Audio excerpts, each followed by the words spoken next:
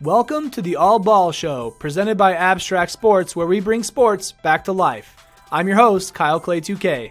In the All Ball Show, we focus on basketball-only content, and to tip things off, I'm covering every single team in the NBA from worst to best in each conference. I'm going to look at their rosters and discuss how I think they're going to perform this upcoming season. And now for the number 2 seed in the Eastern Conference last year, the Boston Celtics.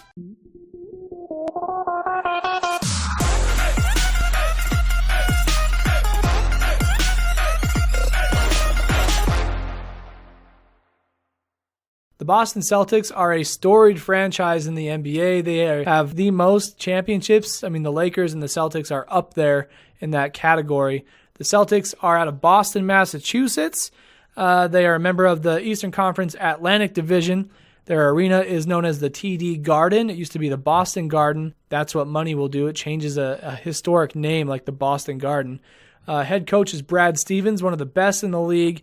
Very young coach as well, very smart for his age. They've been around since 1946 until now, haven't changed. They're in one of the most historic cities in the country, so why wouldn't their NBA franchise stick around for a while as well? They've won a lot of championships. Let's see, 1, 2, 3, 4, 5, 6, 7, 8, 9, 10, 11, 12, 13, 14, 15, 16, 17. The Lakers have 16.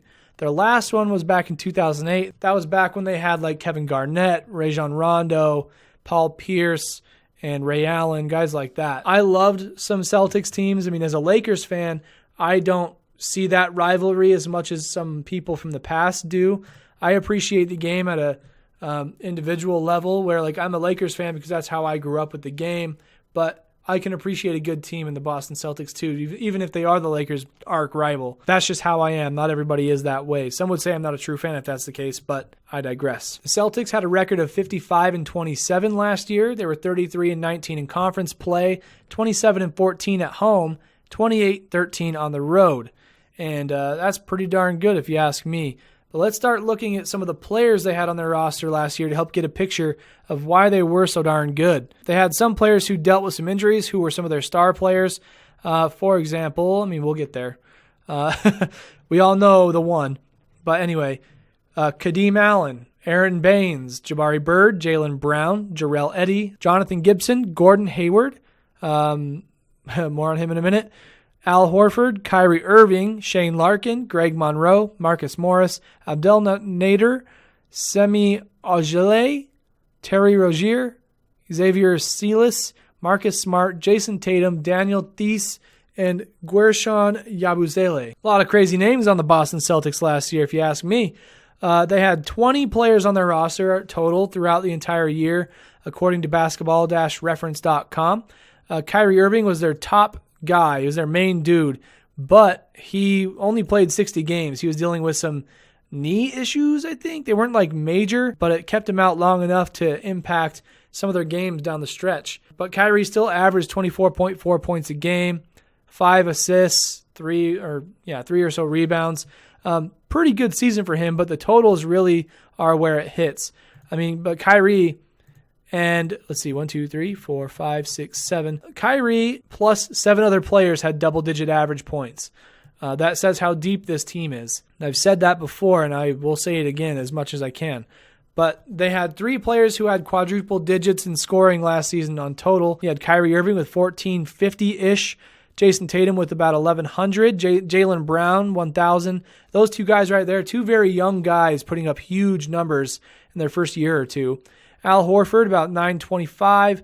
Terry Rozier, 900. Marcus Morris, 730.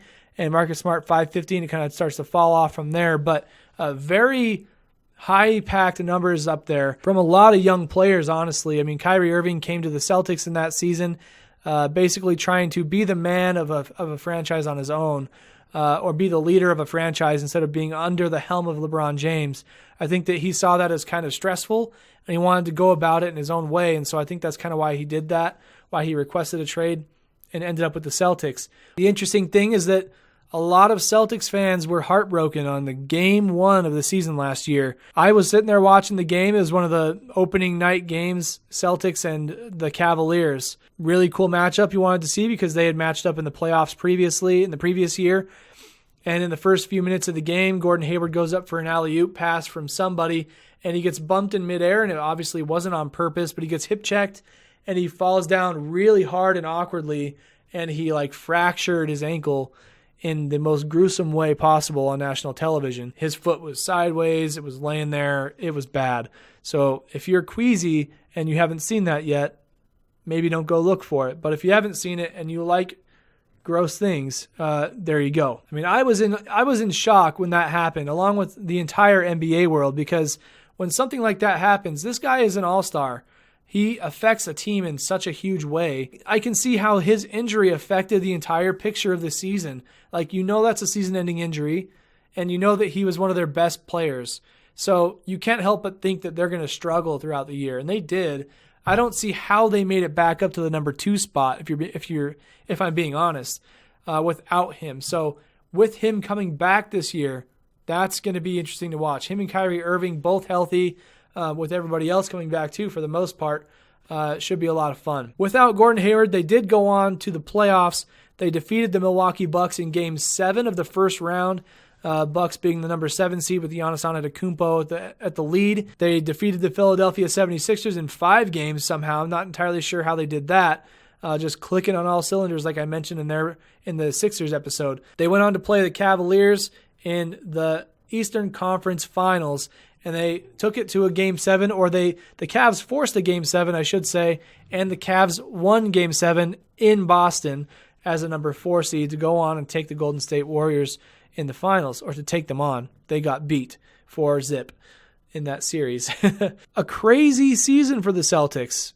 At the very beginning, they lost one of their star players. You think that they're going to have a hard time. They make it to the number 2 seed and all the way to the Eastern Conference Finals, Game 7, 1 win away from going to the finals. And for a young team like that, that would have been really cool to see how they could have matched up against a Rockets team or a Golden State Warriors team. It's too bad that didn't happen, but they have another big season ahead of them.